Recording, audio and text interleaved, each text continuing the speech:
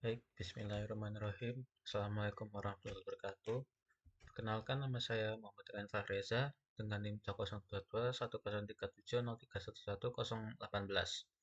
Nah, habis ini saya akan mendemokan hasil tugas manajemen jaringan untuk tugas UAS, yaitu penggabungan jaringan tiga pulau atau tiga node ini, empat atau tiga ini, yaitu Pulau Admin atau Marineford, kemudian Pulau Riset atau Egghead, dan Pulau Sabaudi atau Tamu.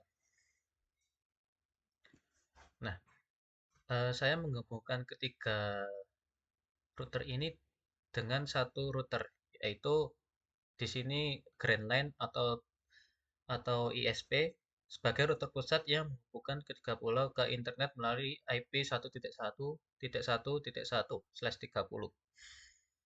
Nah, setiap router ini atau setiap pulau ini terhubung ke ISP ini melalui jaringan Wide Area Network atau WAN. Dia terhubung dengan ini, kemudian dua pulau lainnya yaitu dengan IP 10.1.1.0/30. Kalau pulau riset atau router ini dia terhubung dengan semuanya dengan IP 10.1.2.0/30. Nah, Sabaody ini dia terhubung dengan IP 10.1.3.0/30. Nah, di antara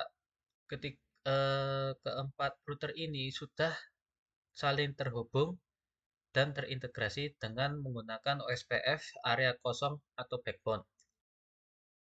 Nah, kemudian NAT masquerade-nya telah diaktifkan di router ISP ini agar semua klien dari ketiga pulau ini bisa mengakses internet. Nah, kemudian untuk forward rules antar pulaunya, eh, untuk di Sabaudi atau router tamu ini, bahwa LAN tamu dalam hal ini 192.168.30.0 telah dibatasi. Jadi, mereka hanya boleh mengakses internet dan dilarang masuk ke LAN router admin dan LAN router reset. Nah, kemudian untuk input rules-nya di router Marineford atau router admin ini ter saya pasang kebijakan hardening. Nah, akses manajemen seperti Winbox pada port 8291 dan SSH pada port 22 diikuti total dan hanya diizinkan dari segmen LAN admin demi keamanan sistem. Jadi, akses manajemen ke Winbox dan SSH hanya diizinkan dibuka melalui router admin ini. Nah, untuk pulau reset dan terkhusus di server Vegapunk ini eh, telah menggunakan fitur IP binding atau bypass di server-server Vegapunk ini, sehingga bisa langsung diakses tanpa harus login hotspot.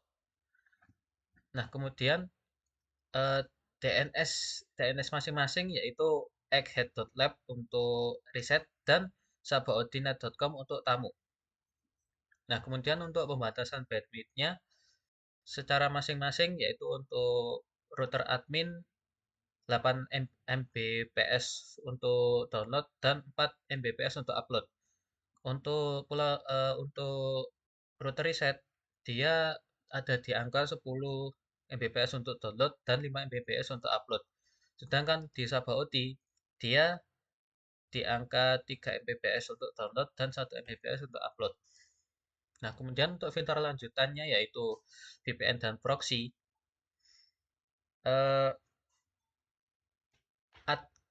Admin atau PC-PC ini, PC staff ini bisa masuk ke jaringan internal secara aman melalui PPTP VPN server yang terpasang di router admin.